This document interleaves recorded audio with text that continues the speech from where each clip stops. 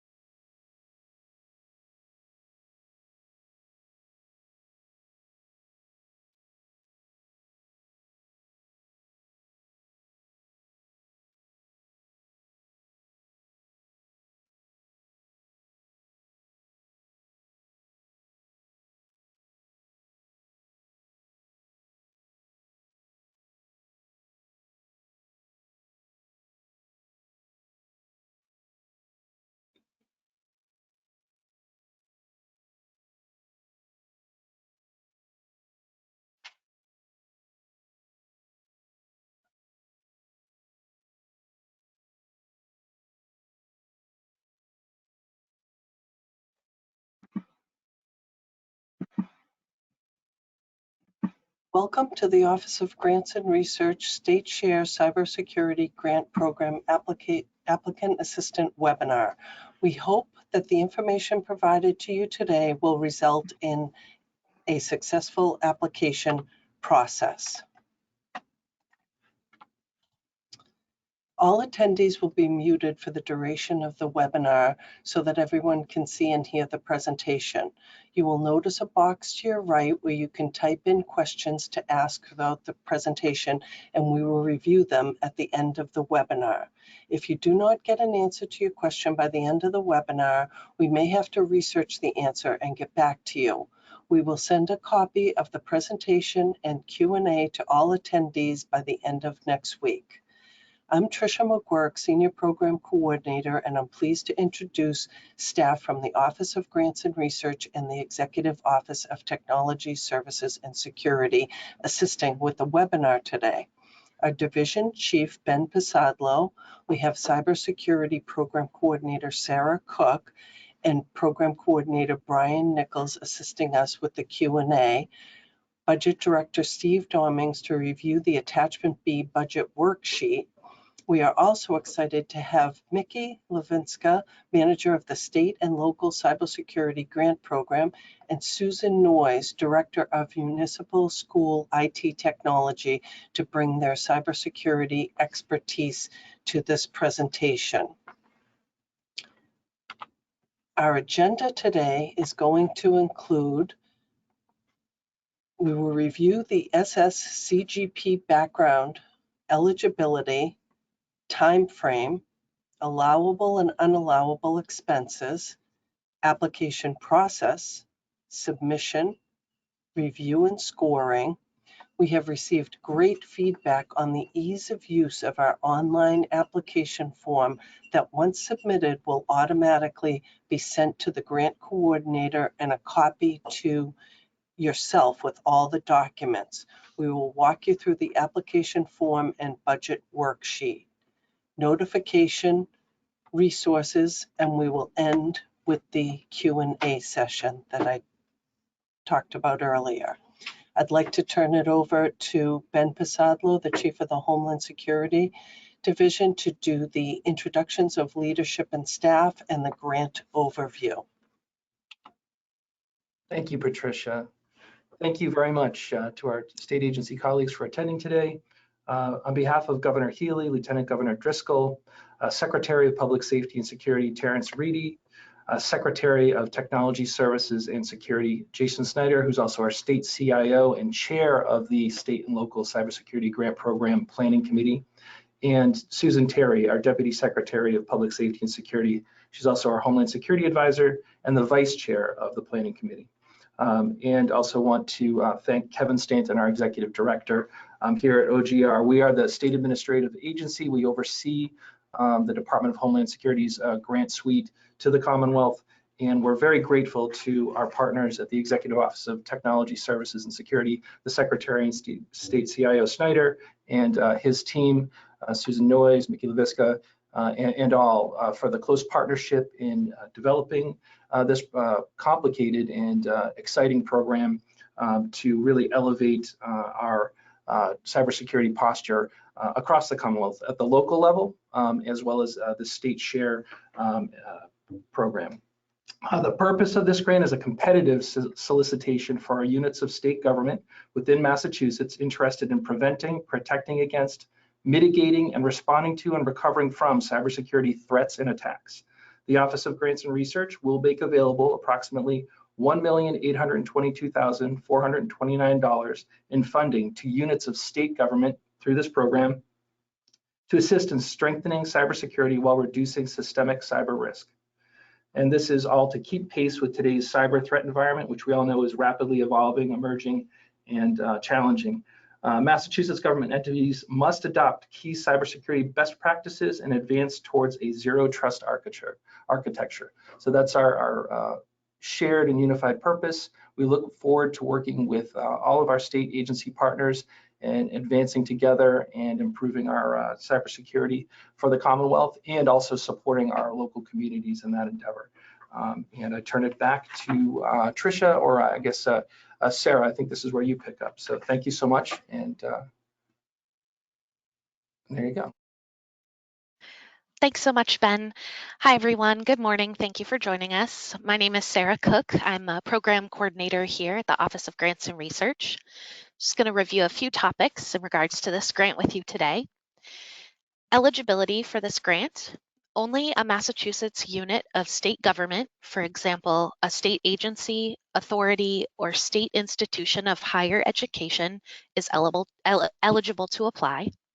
Only one application per unit of state government will be permitted.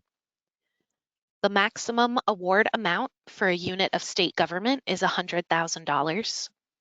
And the Chief Executive Officer of the unit of state government applying for a grant must sign the application when it's submitted. To review the timeline, the AGF was posted on February 9th. The application due date is March 8th, 2024. The anticipated award notification is May 2024. And the period of performance will go from May 2024 to June of 2025. To review allowable and unallowable costs. Allowable costs for this grant include consultants and contract costs, which include and are defined as consultant or contractor fees associated with the equipment or technology purchased. For example, a consultant might be hired to install the technology. Equipment, technology, or technology costs, which is defined as tangible, non-expendable personal property having a useful life of more than 1 year, with a cost based on classification of equipment. Shipping and handling charges for equipment purchased should be placed in this cost category. Indirect costs are also allowable, and there will be more on that on the following slide.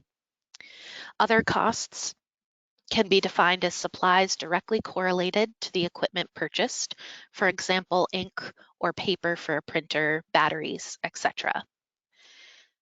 Unallowable costs include paying a ransom, retainer for cybersecurity services, and cybersecurity insurance premiums. for recreation or social purposes, or to acquire land, or to construct, remodel, or perform alterations of buildings or other facilities. For some additional information on indirect costs, federally negotiated and approved rates for costs that are not readily assignable to a particular project, but are necessary to the operation, maintenance of the organization, and performance of the project. Please note, applicants must include a copy of a federally approved rate with the proposal. And now I will turn it over to my colleagues, Mickey Laviska and Susan Noyes from EOTS to discuss some additional requirements for subrecipients. Great, thank you so much, Sarah. Hi, everyone. This is Mickey Lavichka, and I'm the manager of the SLCGP program from EOTS' side, reporting directly to Secretary Snyder and Sherry Roltz, Chief of Staff. So thank you so much, Sarah. Like I said, some additional requirements are needed for this grant program. Again, the overall objective here is to rise the level of cybersecurity we have all across the state. So there is a requirement to participate in the NCSR, which is the nationwide cybersecurity review. It is a no-cost, anonymous annual self-assessment. All states, local governments, tribal nations, and territorial governments are required to participate. And it's designed to measure gaps and capabilities in government cybersecurity programs. It is also based on the NIST cybersecurity framework, which has a few components such as identifying certain risks, protecting your assets, detecting and implementing appropriate activities to identify certain cybersecurity events, responding and taking certain communication measures in order to notify everyone who is involved, and then recovering data if there was an event. So thank you so much. Can you move to the next slide? And then furthermore, CISA recommends that organizations engage in something called cyber hygiene, which is a structured approach to create an intelligent environment that reduces risk of exposure and contamination without consistently having to delegate large expenditures on these processes. The more and more organization adopts these principles, the more they'll be protected, as identified in the maturity model below. An organization who is at a level 1, there are no cybersecurity practices being performed, versus someone who is at a level 7. They are optimized and they are formally documenting policies, procedures, standards, and their implementation is tested and verified. And so I think that's pretty much it. Susan, did you have anything else you'd like to add? Yeah, I think I'm just going to hop on and say both of these items that Mickey just went through are required as part of the SLCGP program. You just need to ensure that you complete the cyber hygiene and these NIST NCSR models before you receive your reimbursement or the monies associated with the program. I was just going to say something else. It's my mind. I think that's it for now. Great. Thanks so much, Susan.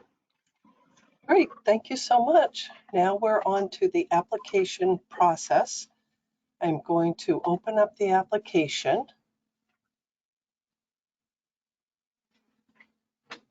And run through it with you. So we are using a Cognito application form, and we are asking for the applicant name, which you'll just put in the applicant type, which you can choose what type. And then we're looking for contact information on the first page. So I'm just going to put my contact information in with the mailing address. So that would be for the Chief Executive Officer contact.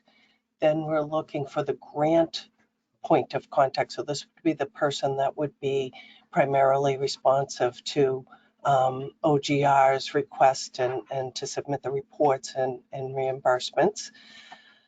And is the grant point of contact mailing address the same as the chief executive officer? I'm going to say yes. And then we need a physical point of contact. Again, I'm just going to, for ease of rolling through this, put my own contact information in and say yes again. You need to be currently registered in SAM. So I am going to say that I am currently registered. And then the next question is going to be, do you have a UEI number? Has that been given to you by SAM.gov yet? And it would be yes or no. So if you've just registered, it's probably going to be no. But if you've registered and are familiar with that and have the number, you could say yes, and then you're going to add the number in on the application. The next part of the application is the project summary. So you are going to choose which category your project is going to fall under. And then you are going to provide us with 4 sentences which summarize the activities, programs, and/or equipment to be purchased if awarded these grants. The next section of the application is the application narrative.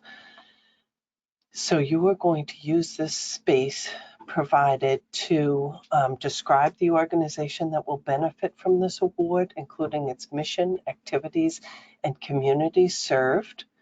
Describe your organization's current unmet cybersecurity needs. Include detail about how grant funding will help address cybersecurity risks and cybersecurity threats to information systems owned and operated by or on behalf of state and local governments. And then the third point that we're asking you to describe is the related initiatives within your organization. If applicable, if not applicable, please indicate this in your application. So you need to address all of these issues in the space provided, and that has a maximum length of 3 pages or 6,000 characters. Then we move on to the project description. So we're asking you to use this space to provide, to describe the allowable projects with a detailed project scope that meets the criteria of the State Share Cybersecurity Grant Program. If your project also benefits or provides assistance to local units of government, please highlight and explain this component of the project. We're asking to describe the expected outcomes within the performance period and how those outcomes will be measured. Then number 3 is to provide a brief narrative identifying how the projects will be sustained by the organization in the future. The 4th area is to briefly describe how this project will be managed, including key roles and responsibilities and identification of key personnel. And the last area we're asking for is to provide a usage plan for the equipment and owners of the proposed assets to be procured if applicable. If not applicable, please indicate this in your application. And again, we're asking that all questions are addressed in the application. The next section is the project objectives. So we have provided a space to describe how the proposed project supports the SSCGP project objectives. So this narrative should include details such as how your project helps the state work towards specific program objectives and goals, how your project contributes to the SLCGP required plan elements, and any other information you think that would be useful to reviewers. And at this point, they're asking to please refer to the Mass SLCGP plan for details on meeting the allowable project objectives. And to obtain the plan, you would need to email Sarah Cook, who is the program coordinator in charge of this grant, and she will release the plan to you, but it is not for public dissemination and is to be treated by applicants for official use only and will only be released by OGR to authorize state and local government applicants. The next section of the application is going to include milestones. So we're asking you here to provide a detailed timeline that illustrates how the projects will be completed within the performance period to ensure adequate goals and resources are in place for completion of the proposed projects. So your goals should be specific, objective, and measurable. And for each goal, they're asking you to provide the milestone you will meet to successfully progress towards the goal, the activities or tasks you will complete to reach each milestone, and the timeline for each milestone, and the person responsible for oversight of this part of the project. So as an example, in goal 1, we would maybe put in to choose a vendor for ABC, and the milestone might be to request 3 quotes. The activities would include contacting vendors for quotes, and the timeline might be July 1st of 2024, after you have been awarded and signed your contract documents, and the person responsible might be myself. And the dollar amount of funding requested in your application. So the maximum amount of funding requested per application is $100,000. So if I put in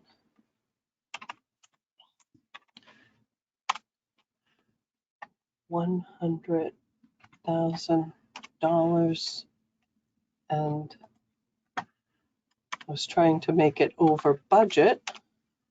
I apologize. It will come up with a red box if you put in more than $100,000. Oh, there it is. Sorry about that. Dollar amount of funding requested must be maximum. Okay, so I made an error and now it's corrected. The budget narrative summary is asking to please provide a brief summary of what the proposed budget entails, including how the budget was determined and cost effectiveness, as well as an accurate budget breakdown by allowable cost category and description of expenditure. So we're asking for all the budget details here. And then you are going to upload your attachment B Excel worksheet, which has both a summary and detail sheet. You're going to upload the OGR subrecipient risk assessment form. And if there are any additional materials for your application, you're going to upload those here. And that is your application.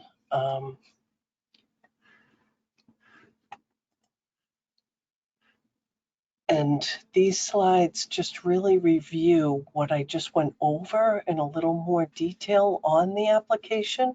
So the online application, we're calling it Attachment A. It's got all of that contact project summary, and then we've got the application narrative and needs assessment, project description, project objectives and milestones. And the next section is the application review and scoring. So this is a competitive grant and will be subject to a peer review process. And the applications will be reviewed and scored based on the following criteria. So if the full contact information that was asked for is provided, you'll receive 10 points.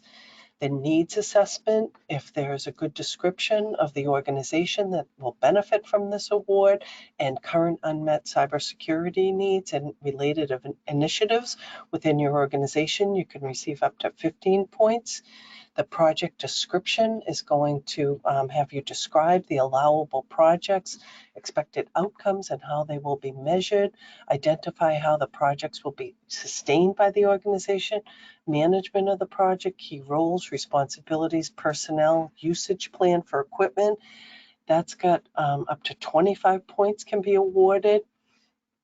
And the project objectives, when you provide a detailed description of how the proposed project supports the SSCGP project objectives, that section has up to 10 points available. The milestone section, where you're going to provide us a detailed timeline that illustrates how the project will be completed within the period of performance, that's got up to 15 points. And then the budget narrative and budget details, you're going to provide a brief narrative of what the proposed budget entails, how the budget was determined, and budget cost effectiveness, as well as an accurate budget breakdown by cost category and description of expenditures. And that's got up to 25 points available in the scoring section. And now we are going to go to the budget section, and I am going to turn the presentation over to my colleague, Budget Director Steve Dommings, to present the budget worksheet to you. Awesome. Hey, thank you, Patricia. Thank you, team. Doing a good job so far. So just let me know. Can you hear me clearly? Yes, loud and Awesome. clear. And you see the budget on the screen? Yep. Awesome. All right, guys. Yeah, you have the application that you have to fill out. You also have a budget that you have to fill out. There's going to be some key components to the budget, and we're going to go over it right now. So at the bottom here, you can see different colored tabs. Orange tab, that's pretty much like an instructional tab, because this is a macro enabled document. So when you download the document from the website, please download to a desktop, right? This is a trustworthy, this is a macro friendly document. So there's going to be functions or command buttons throughout the workbook that will need macros enabled. So the first thing you do should be going right to this orange tab, the open and document tab, and just follow these steps, right? If you get the yellow steps, that's awesome, enable. But if you get this red banner, just please, X out, right click the document, go into properties, unblock, apply, okay. You're just verifying that this is a trustworthy document. This document was developed by OGR, so there's nothing to worry about. So that's key. And another couple things to note before we start going through the presentation is the copy that you see today was actually just modified today to include the indirect section. So this will be posted online shortly after the presentation. So if you already downloaded a copy, please, and sorry about this, please check in at the close of business today and re-download the new modified version. This way you do have an indirect cost category to report on. Also, if you have any issues, right, any technical difficulties, please reach out to the team right away. This way we can help resolve that. Just please reread that AGF, know what's allowable, what isn't allowable, know the key dates, know the eligibility criteria. That's really, the AGF is crucial, right? It tells you all the do's and don'ts. So if you need any help understanding certain things, please reach out to OGR. And I think we should be pretty good, to start off this presentation on the budget. So we already went over the orange tab, right? We got the green tab. The green tab just outlines the allowable cost categories. This is taken straight from the AGF. There's nothing that changes from it. So this is only used as a reference tool. Then you have the blue tabs, right? Blue tabs indicate, hey, this is something that you're going to have to enter information on. You're going to note that first thing it says, hey, make sure macros are enabled, right? Also, as a state agency applying for this grant, you'll have a $100,000 threshold. So we'll see what happens when you go over $100,000. All right, so macros. You see these gray little buttons here, those are command buttons. Pretty much when you click it, it's executing a function, a command, and behind the scenes that's a macro. So the spreadsheet is locked and protected because there's formulas that carry information, there's formulas that multiply certain fields. So we want to keep those formulas intact. That's why we need the use of macros, just to give you a heads up.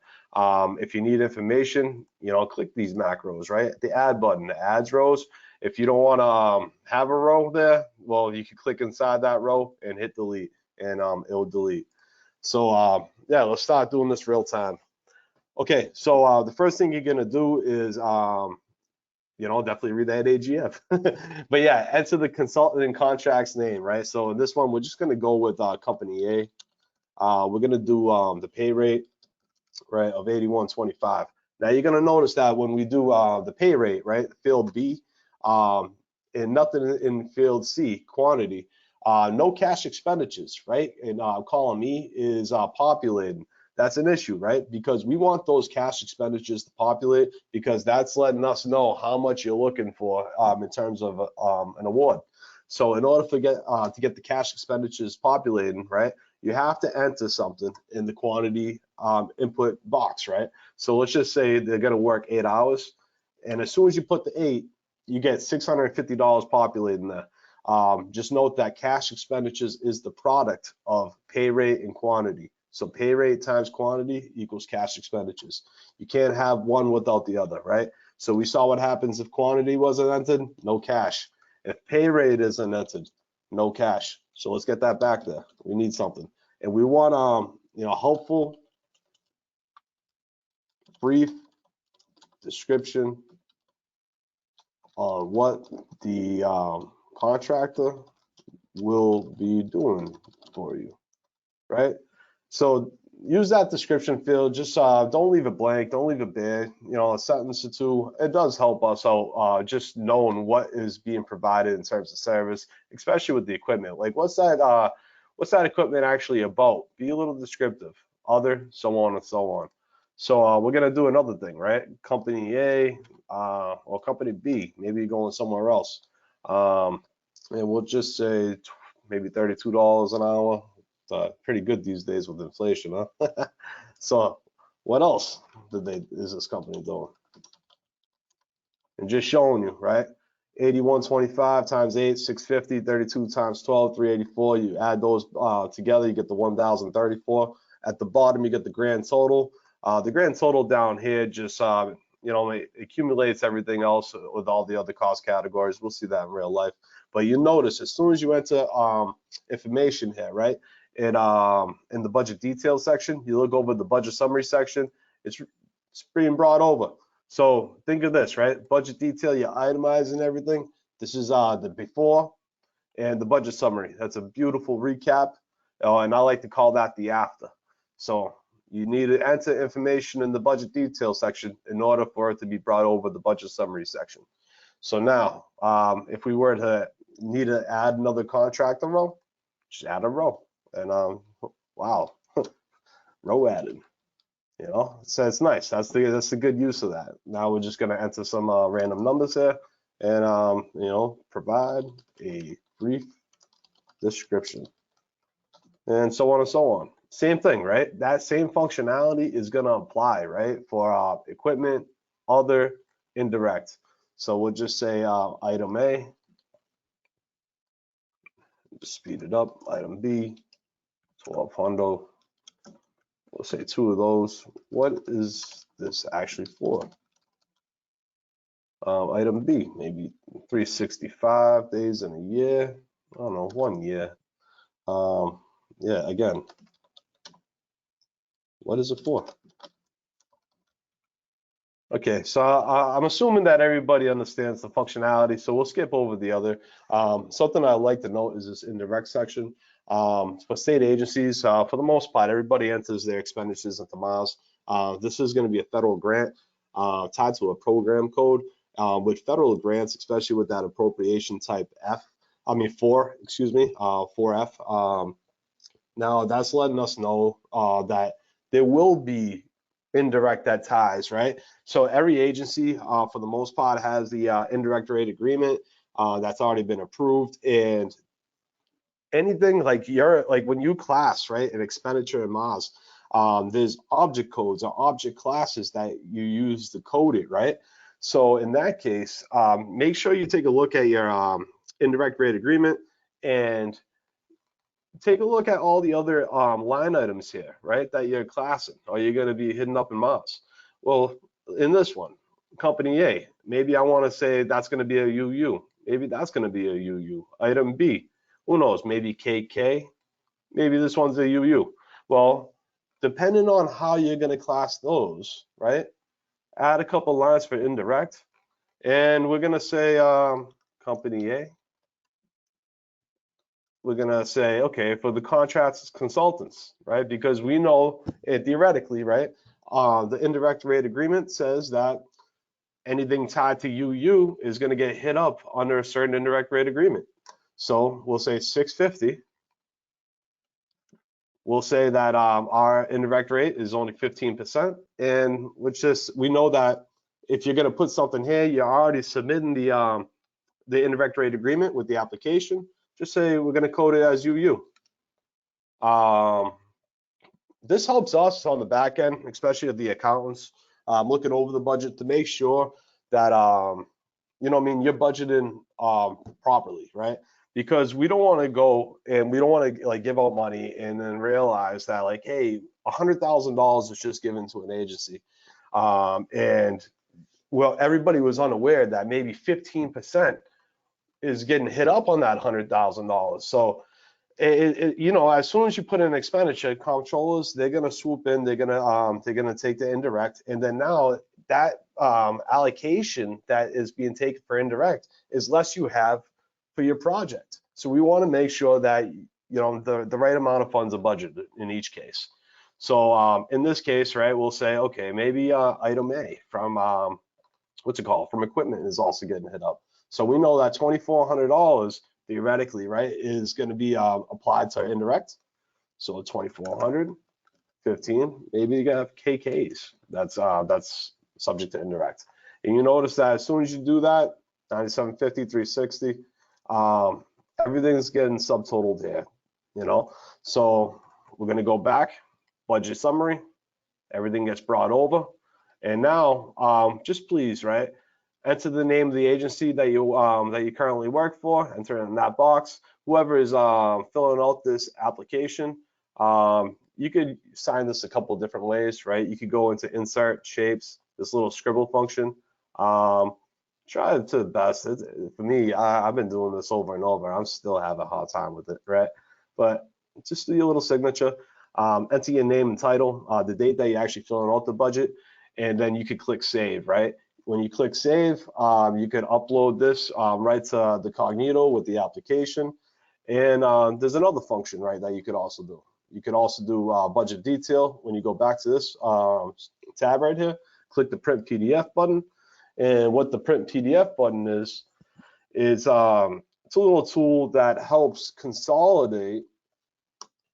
Let me bring this over. The budget summary page and the budget detail page all into one PDF. You could print that out, right? And when you print that out, you could actually sign it the old way, you know, with a beautiful pen. And then you could send that off to OGR as well. And not to mention, right, so a copy of this PDF is going to be saved right to your desktop as well with that print PDF functionality. Other than that, you know, I guess, you know what, we could go over a little something else. So another big glaring thing, right, is if we were to do something large, right, 96,000, we know down here 100,381, that's going over the 100K threshold. As soon as you do, this is gonna, you know, it's gonna start going red. Red's not good. We want the red to go away. So stay under that $100,000 threshold, and we should be good to go there. Yeah, once again, just please take the time to, you know, read that AGF, understand what's allowable, what isn't. Please budget properly within each cost category. Definitely hit up indirect if you feel as though the cost categories here are going to be classed a certain way per your indirect rate agreement. Also, right, because this version is not going to be online as of this moment, but it will be online by the close of business.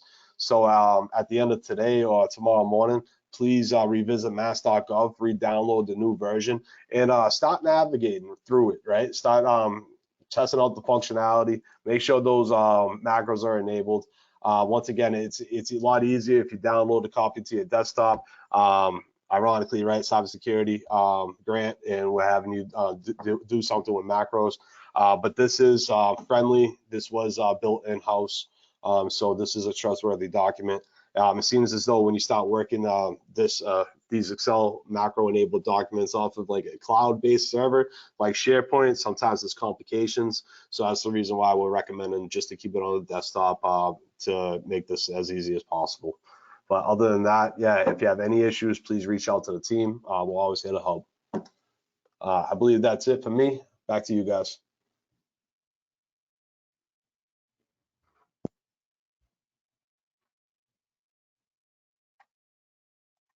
Thank you very much, Steve, for that demonstration. That's very helpful.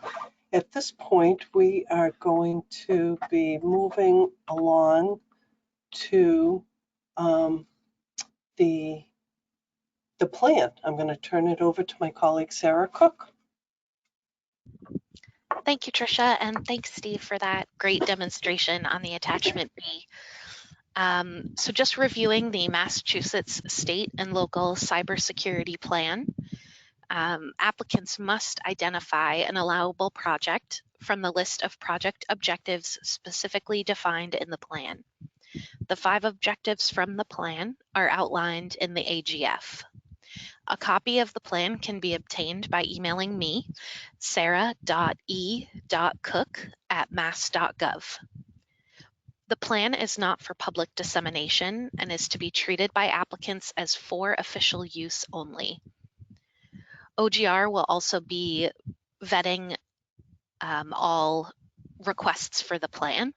And please note that due to that vetting process and the volume of requests, this may take some additional time for me to get the plan out to you. As Tricia mentioned during the application process, we have a 2-step process for applying for the grant. Step 1 is an electronic submission, and step 2 is a hard copy submission. Please note that submission of the online form alone will not be accepted as an application submission. All applicants are required to also submit a signed hard copy of the complete application. Both applications, electronic and hard copy, are to be submitted on or before Friday, March 8th, 2024 at 4 p.m. Emailed submissions will not be accepted. Applications submitted after 4 p.m. on March 8th, 2024 will not be accepted. Step 1 for the electronic submission, complete the step-by-step online form as per instructions. Upload attachment B, which is the budget Excel workbook. The online application must be completed and submitted with the uploaded Excel document. Press the Submit button to submit your application. You will then receive a confirmation email with a copy of your application and any supporting documentation. This is a sample of the confirmation you will receive after your electronic submission. It lists where to mail the hard copy and also my email address in case you have any questions before you submit. Step 2 is the hard copy submission. Upon submission of your online application, the grant contact will receive an email confirmation with the PDF attachments from the online submission. Please print these attachments and obtain the signature of the senior organization official on the hard copy application. You must submit by mail a copy of the completed, signed, and printed application, and the attachment B, the budget worksheet, summary, and detail sheets. A hard copy of the application and documents must be postmarked or hand-delivered by March 8th to the Office of Grants and Research in Braintree. Please be sure to put attention Sarah Cook so that it gets to me for review. The hard copy applications should be postmarked on or before Friday, March 8th, 2024 at 4 p.m.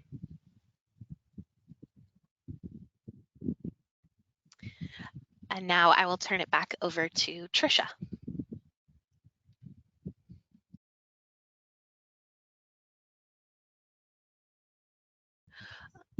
Tricia, I think you may be muted. Oh my goodness, thank you There so we much. Now we're at the notification part of the grant process. So once funding decisions are approved, OGR is responsible for administering and managing all contracts awarded. OGR anticipates it will announce awards under this program in May of 2024. The next part of our presentation is going to include resources. So we've put these resources for you as far as the grant. So the State Share Cybersecurity Grant Program AGF, which is really your Bible and application. So that's what you want to reference, is on our website, and the Homeland Security Exercise and Evaluation Program, the HCEP, we've given you that information. The Nationwide Cybersecurity Review might also be helpful, and the Cybersecurity Infrastructure Security Agency, which is CISA. And then the information for MS ISAC and EI ISAC might also be helpful to you. And now we're on to our Q&A section of the presentation. I'll hand it over to Sarah to see if any questions have come in during the presentation. Thank you, Tricia. We do have a few questions. First question is, will transition to zero trust environment qualify for grant funding?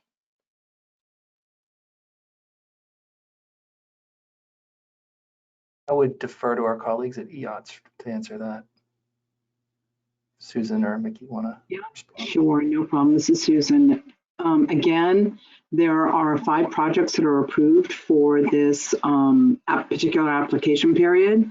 So they are .gov domain, cybersecurity awareness training, tabletop exercises, incident response planning, and am I forgetting one? But as long as your project falls under, or one of your initiatives falls under one of those projects, it contributes to Zero Trust, that project would be accepted for this application period.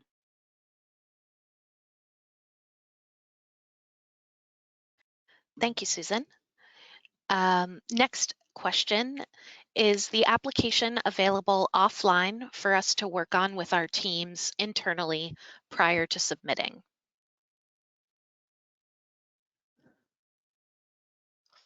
So for the application, I do not believe it's available offline. However, you can work on the document, save your progress, and it will send you a link to jump back into the document or the application where you left off. And that link you can share with your colleagues if someone needs to fill in some information.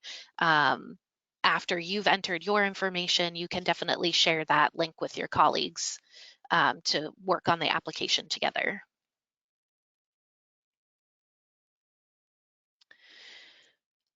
The next question, under MFA, would solutions for zero trust for on-premise networks be eligible? Some refer to this as NAC. Again, refer that to EOTS.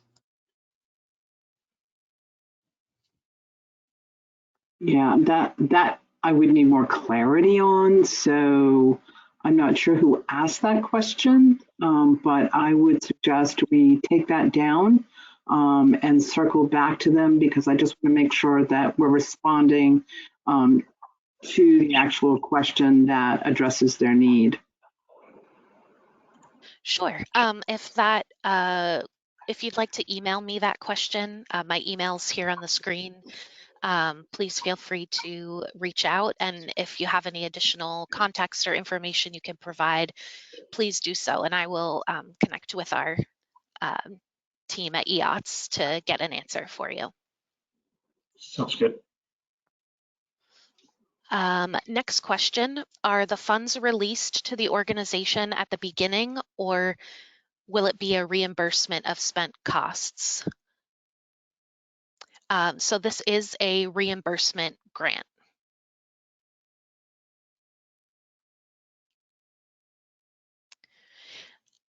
Next question, may the hard copy of the application be dropped off directly to the office? Yes, you can drop the hard copy here off to the office.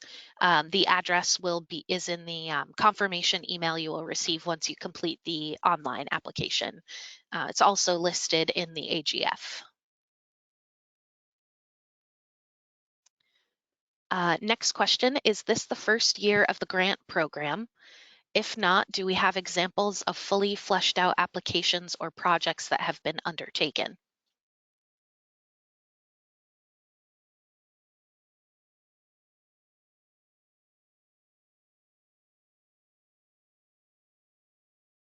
This is the first round of this program. That's correct.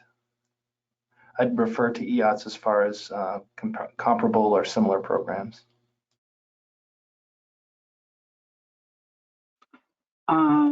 Does this cover first year and second year for this program application period, Ben? Yeah, this is the state's first iteration of this, but you're correct. As far as federal funding years, it's amalgamating both FY22 and FY23. But this is the state's first AGF for this grant. Great. Okay, thank you for that clarity. As far as comparable programs, I think that there are Commonwealth-related programs or grants that are offered in particular categories. So, for example, if you were to refer to the Community Compact Cabinet Grant, there's IT grants there. Or you could refer to the Municipal Cybersecurity Awareness Grant Program. That is a grant that is offered to specifically address a particular area. So that's about all the context I can add at this particular point, unless OGR had some other federally funded programs that may fall into this area. Yeah, we do have a national priority area within the Homeland Security Grant Program that's recurred over the past decade or so for cybersecurity. That sometimes it's a no minimum, sometimes it's 3%. It's been as high as 7.5% for both local and state. But I think those activities have been traditionally more around, well, some of them have been similar, I guess, as far as training, et cetera. We've also had a lot of investiture in law enforcement activities around cybersecurity. But if any of that's helpful, or if there's, we can certainly explore providing some examples if that's helpful to applicants.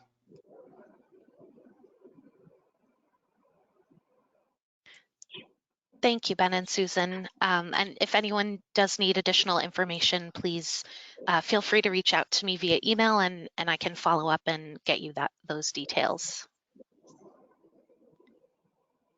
The next question is, do we need to deal with the state's fiscal year, as most projects do not cross fiscal years?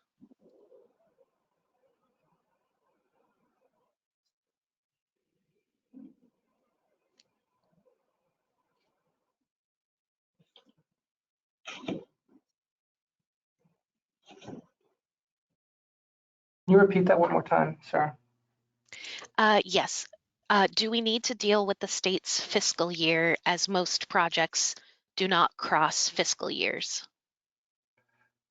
This is a federal program, so we'll be dealing with the period of performance that's outlined in the grant. So no. Hey Ben, I think this may be related to the question of since the fiscal year ends June 30th, perhaps some clarification on how long they have to implement the program and get the funds back, because that could encroach upon the fiscal year ends for a particular municipality or state. Understood. Okay, we'll research that and provide a response in the Q&A. Okay, great. Great. Next question. Let's see. It seems like it's a two-part question. I think part of it has to do with the fiscal year, so we'll research that. And the second part of the question is, can funds be used to help perpetuate an IT program, or can estimated costs be requested as well? Yeah, by perpetuate, does that mean continuing an existing program? That would run the risk of being supplanting, which is not allowed, but we need to get a little more detail on that. If it was expanding or improving or enhancing an existing program, not replacing it, then that would likely be allowable. But if it's replacing, funding that's already going on and continuing a program, that would likely not be allowed. Thank you, Ben. And yes, for the person who asked that question, if you have some additional information that you'd like to provide, please feel free to send me an email and we can be a little more specific on that. That is the end of the questions.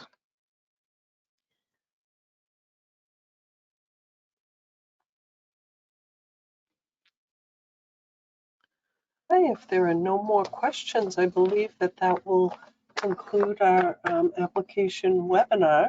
And please know that you will be sent the Q&A document as well as the slides by the end of next week. And we appreciate your joining today. Thank you very much. Ben, did you want to close it out with anything, or?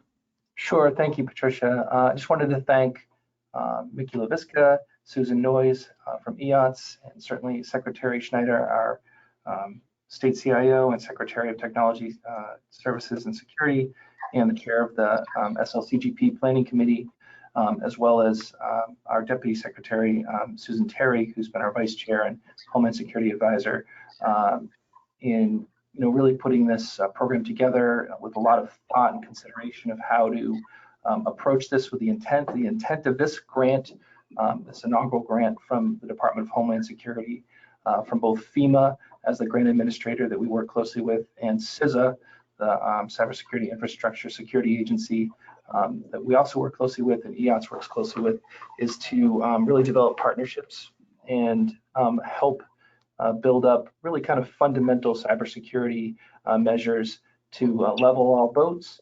And that includes our state agencies, and also certainly a focus on how our state enterprise, our state agencies can support our local communities and partners in ensuring that our cybersecurity posture is really enhanced and developed and harmonized. So I want to thank all of you. We look forward to working closely with you.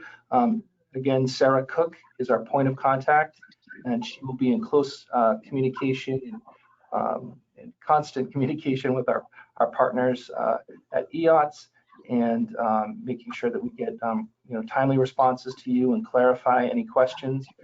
Please be patient with us, but we want to be very responsive, and we're really excited about this program as it's really takes shape, and we're grateful to all of you for your efforts.